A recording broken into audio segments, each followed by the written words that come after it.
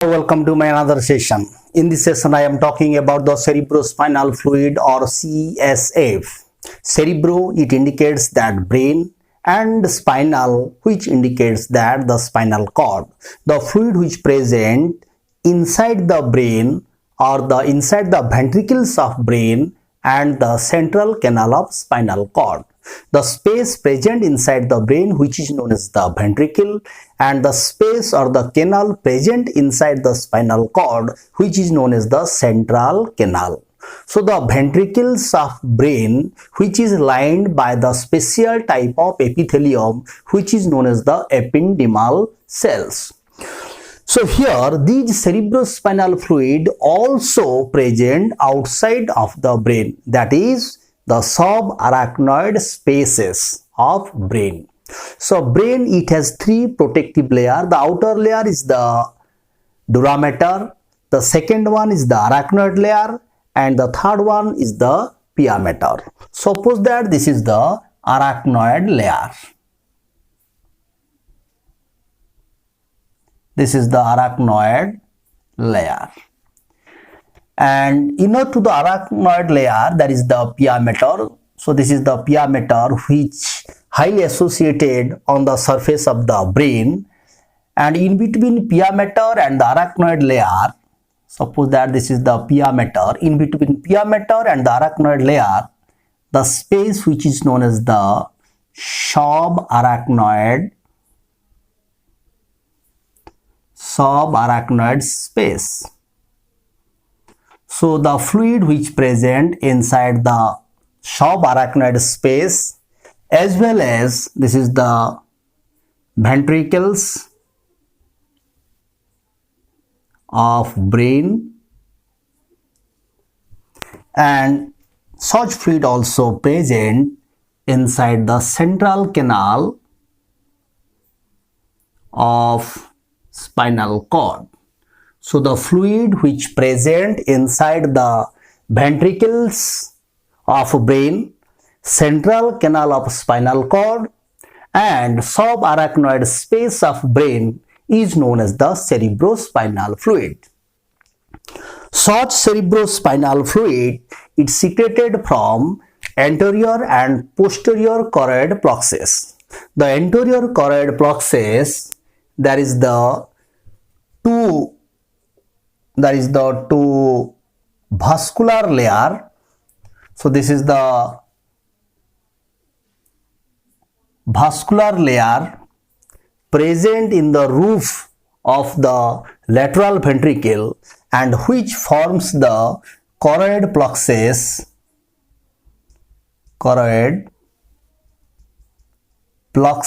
of lateral ventricle, and another choroid plexus which present in the roof of third ventricle. So this is the choroid plexus of third ventricle. These two choroid plexus which forms the anterior choroid plexus. So the choroid plexus, this is the vascular wall of the lateral ventricle as well as the third ventricle, which secrete the cerebrospinal fluid. Such cerebrospinal fluid also secreted by another choroid plexus, which is known as the posterior choroid plexus, which present in the roof of the fourth ventricle. So this is posterior choroid plexus. So these choroid plexus secrete the cerebrospinal fluid. The ependymal cell of these lateral ventricle, which absorb the plasma from the overlying capillaries and secreted into the ventricles of brain. So this is the ventricles of brain, as well as the ependymal cells of third ventricle or choroid plexus of third ventricle, which absorb the plasma from the overlying capillaries and secrete into the ventricles of brain. By the sweeping movement of ependymal cells, these cerebrospinal fluid continuously move towards the fourth ventricle. The cerebrospinal fluid also secreted from the posterior choroid plexus. Here also the same event occurs. The ependymal cells absorb the plasma from the overlying capillaries and secrete into the fourth ventricles. So these cerebrospinal fluid from lateral ventricles comes to the third ventricle, from third ventricle to fourth ventricle, and here there is the three opening. Two lateral opening present on the wall of fourth ventricle. The lateral opening on the wall of fourth ventricle, which is known as the lateral aperture,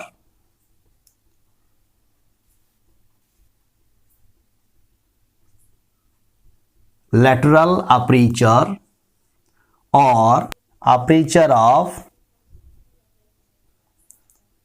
Luschika, or it also known as foramina of Luschika. So two lateral opening present on the fourth ventricle, which is known as the lateral aperture or aperture of Luschika or foramina of Luschika. And medial aperture also present, a single median aperture present. This median aperture is known as the median aperture, or which is also known as foramen of Magendie.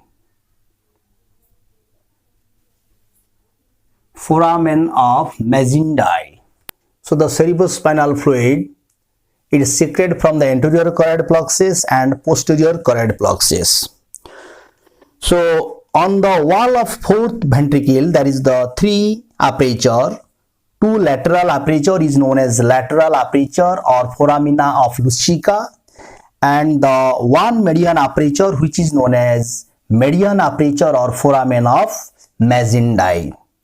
So such cerebrospinal fluid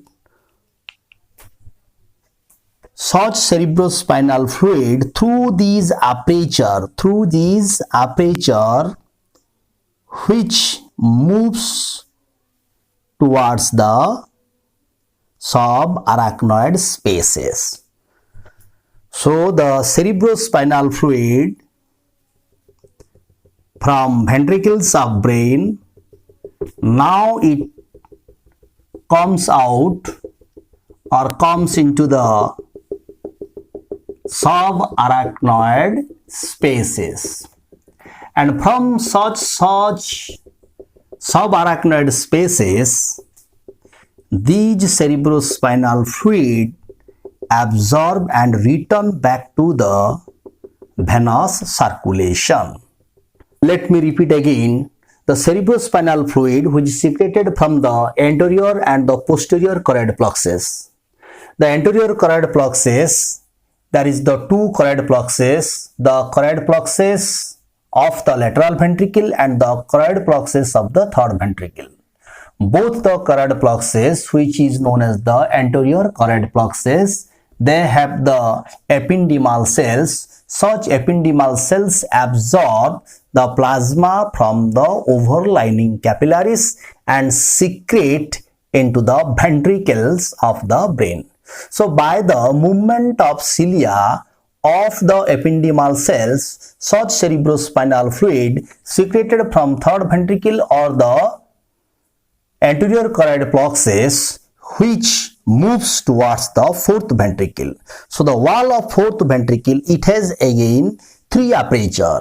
Two lateral aperture is known as the foramina of Luscica. One is the median aperture, which is known as the median aperture or foramen of Magendie. Through this opening, these cerebrospinal fluid comes out and flow inside the subarachnoid spaces. So these three openings which communicate with the fourth ventricle with the subarachnoid spaces, and these fluid continuously flow inside the subarachnoid spaces. They are absorbed by the villi of subarachnoid spaces and return back to the venous circulation. That's why each and every time the 150 ml of cerebrospinal fluid is maintained. So 150 ml of cerebrospinal fluid present inside the brain as well as the central canal of the spinal cord and the subarachnoid spaces. Such cerebrospinal fluid which is absorbed or which is secreted from the blood by the ependymal cells. That's why these cerebrospinal fluid which are clear, colorless, which contains less protein but contains more oxygen, some WBC, and it also contains the mineral ions like sodium, potassium, chloride, and it also contains lactic acid, etc. So out of these, oxygen, sodium, potassium, chloride, and some of the proteins, these are the nutrition, or these are the necessary materials for the brain tissue. So continuous circulation of this cerebrospinal fluid, these proteins, oxygen, sodium, potassium, chloride, and necessary materials, they are absorbed by the brain tissues and waste matter released to the cerebrospinal fluid, and such excreted materials return back to the venous circulations. So here, these cerebrospinal fluid, the specific gravity of the cerebrospinal fluid, this is the alkaline fluid, that is the pH is 7. The pH of cerebrospinal fluid is 7.33, and the specific gravity of cerebrospinal fluid which is 1.005. So this is the clear colorless fluid, contains less protein but contains more oxygen, sodium, potassium, chloride, and some of the WBC. So now come to the function of the cerebrospinal fluid. The cerebrospinal fluid which contains, is I told that it contains less protein and oxygen, WBC, sodium, potassium, chloride, some of the necessary materials which is used for the brain tissue, or these are the main necessary materials from the brain tissue. During the circulation, the brain tissue absorb such materials. That's why the cerebrospinal fluid which act as the supply of nutrients.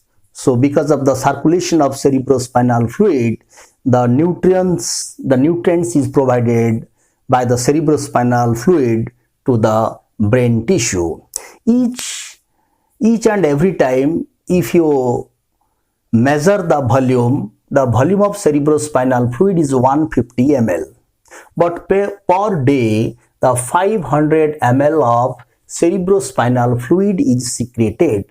It means that about 8 hours there is the turnover of cerebrospinal fluid. So within 8 hours there is the exchange of cerebrospinal fluid. So every 8 hours the cerebrospinal fluid is exchanged. The brain which emerged in the cerebrospinal fluid, that's why, which provide the buoyancy to the brain. The actual weight of the brain is 1.4 kg. Because of the presence of cerebrospinal fluid inside the brain, the weight of brain reduced from 1.4 kg to 0.18 kg. That's why the pressure reduced at the neck or the base of the head. These cerebrospinal fluid also provide the protection. These cerebrospinal fluid present at the subarachnoid spaces as well as the space inside the brain and the spinal cord, which act as the shock absorber. So it protects the delicate tissues of the brain from the shock, that's why, which protect the brain.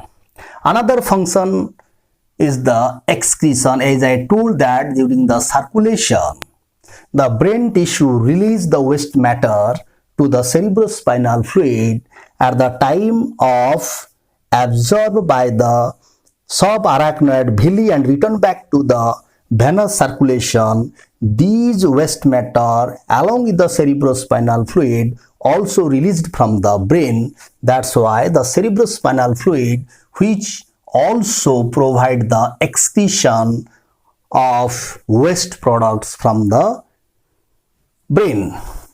This cerebrospinal fluid, which also act as the endocrine medium. So some of the hormones released from the brain, and such hormones during the circulation or by the circulation of cerebrospinal fluid, they reach to the target cells by the cerebrospinal fluid. Last function may be it maintains a constant pressure inside the brain in spite of variations of pressure of the meningeal capillaries of the brain. So this is the whole about of the cerebrospinal fluid.